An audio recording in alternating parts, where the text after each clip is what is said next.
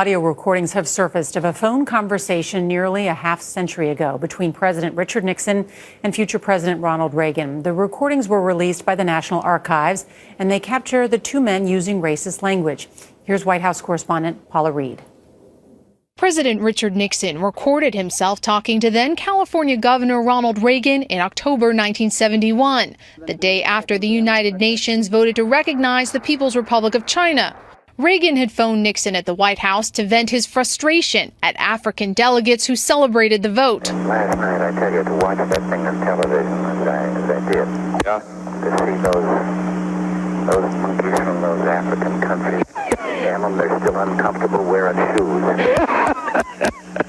The Ronald Reagan Presidential Foundation said today, if he said that 50 years ago, he shouldn't have, and he would be the first person to apologize. After talking with Reagan, Nixon called Secretary of State William Rogers and adopted Reagan's racist language. He saw these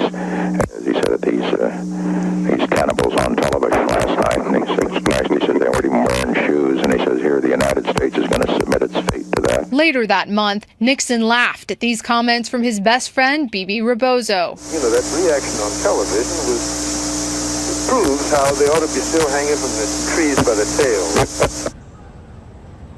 Even in 1971, that language would have shocked the general public.